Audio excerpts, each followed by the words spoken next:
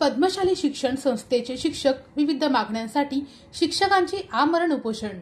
बाशिक अल्पसंख्याक शैक्षणिक संस्था असणाऱ्या पद्मशाली शिक्षण संस्था संचलित सर्व प्राथमिक, माध्यमिक व उच्च माध्यमिक विभागातील शिक्षकांचे विविध मागण्यांसाठी 1 मे महाराष्ट्र दिनापासून आमरण उपोषण सुरू करण्यात आला आहे। प्रशासनातील अधिकाऱ्यांच्या दिरंगाईमुळे प्रशासन अधिकारी, प्राथमिक शिक्षण मंडळ मनपा सोलापूर तसेच माध्यमिक शिक्षणाधिकारी जिल्हा परिषद सोलापूर व शिक्षण उपसंचालक पुणे यांच्याकडून होणाऱ्या कार्यालयीन दिरंगाईमुळे प्राथमिक, माध्यमिक व उच्च माध्यमिक शिक्षकांचे वैयक्तिक मान्यता व शालार्थ आयडी यासारख्या विविध मागण्यांसाठी शिक्षकांनी सोलापूर जिल्हा परिषदेतील पूनम गेट येथे आमरण उपोषण सुरू केले।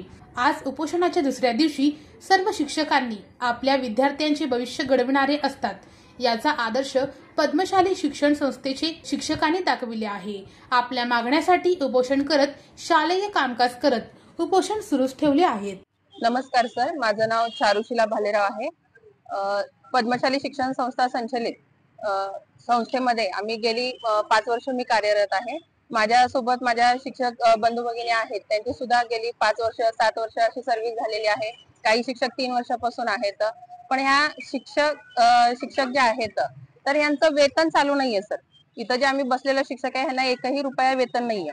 संस्थेने ज्या प्रकारे शिक्षक भरती केलेली आहे, म्हणजे आमच्या गुणवत्तेनुसार लेसन वगैरे ऑब्झर्वेशन घेऊन ठरलेल्या रिक्त जागेनुसारच आमच्या भरती प्रक्रिया ह्याच्यानुसारच आमची भरती झालेली आहे।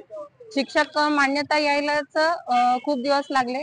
त्याच्यामध्ये मी विनानुदानित पदावरती आहे। सगळ्यात मोठं माझे तरी खंत आहे की एकतर शिक्षक हा शिक्षक असतो, विनानुदानित आणि अनुदानित अशा 2 याच्या प्रकारे भरती केली जाते। विनानुदानित पदावरती मी आहे।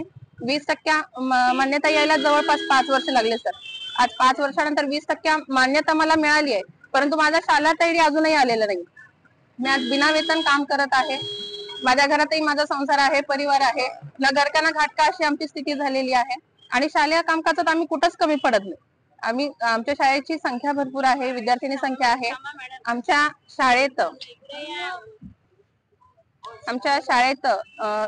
जे आहेत विद्यार्थिनी ज्या आहेत त्या विडी कामगारांच्या मुली आहेत सर। खूप जिद्दीने त्या शिकत असतात, खूप दूरवर प्रवास करून फक्त शाळेच्या गुणवत्तेमुळे ते आमच्या शाळेपर्यंत पोहोचतात। मग त्यांना शिकवण्यामध्ये आम्ही कुठेही काटकसर करत नाही। संस्थेचंही वेळोवेळी मार्गदर्शन आम्हाला असतं। आता त्यांचं संख्या भरपूर असल्यामुळे परीक्षा यावर्षी उशिरा झालेल्या आहेत। एप्रिलच्या शेवटच्या आठवड्यापर्यंत परीक्षा चालू होत्या, त्यामुळे यावर्षी निकाल थोडासा लांबलेला आहे। तर निकालाचं कामकाजही चालू आहे, पण त्याच्यामध्ये आमची पण मागणी खूप महत्वाची आहे सर, वेतनाची। त्याच्यासाठी आम्ही आमरण उपोषणाला बसलोय। शाळेत सर आता आमचं जवळपास पेपर सगळे चेकिंग झालेले आहेत। आता संकलित याद्या करणं, प्रगती पुस्तक लिहिणं, पॅटचे गठ्ठे जे स्वयंमूल्यमापन विद्यार्थ्यांचं असतं, शासकीय परीक्षा आहे तर त्या परीक्षेचे पेपर सुद्धा आम्ही तपासत आहोत। त्याचं ऑनलाईन मार्किंग आम्हाला करावं लागतं। त्यानंतर प्रगत विद्यार्थ्यांचं हे करायचं आहे, त्यांचा स्तर ठरवायचा आहे। अप्रगत विद्यार्थ्यांचे स्तर ठरवणं हे सुद्धा ऑनलाईन काम चालू आहे। ऑनलाईन काम म्हटलं सर, मोबाईलमध्ये रिचार्ज भरताना सुद्धा आम्हाला घरच्यांपुढे हात पसरावे लागतात। वाहन खर्च आम्हाला शाळेपर्यंत येण्यासाठी सुद्धा आम्हाला आमच्या घरच्यांसमोर हात पसरावे लागतात। म्हणजे आम्ही 5 वर्ष काम करूनही आमच्या कामाचा मोबदला आम्हाला मिळावा ही आमची तळमळ आहे। सगळे शिक्षक आमच्या सोबत याच पद्धतीने काम करत आहेत। शासनाला माझं सांगणं आहे की लाडक्या बहिणींना तुम्ही घरात बसून पगार देताय सर, लाडक्या बहिणींना तुम्ही घरात बसून पगार देताय, पण आम्ही ज्या महिला आहोत आम्ही घर सांभाळून शाळेतलंही काम प्रामाणिकपणे करतोय। तर आमच्या मागण्या मान्य व्हाव्यात। माझे बंधू आज 5 दिवस झाले सर आमरण उपोषण करत आहेत, काही न खाता पिता। तरुण आहेत, त्यांचंही अजून लग्न नाही आहेत, पगार नाही म्हटलं मुलगी कोण देत नाही सर, साधा मामा पण मुलगी देत नाही, अशी आज त्यांची अवस्था आहे। आज आमरण उपोषणासाठी सगळ्यांच्या वतीने ते बसलेले आहेत आणि आम्ही सगळ्या महिला त्यांना बहिणीसारखा पाठिंबा देतोय। चक्री उपोषणासाठी आम्ही बसलेलो आहोत।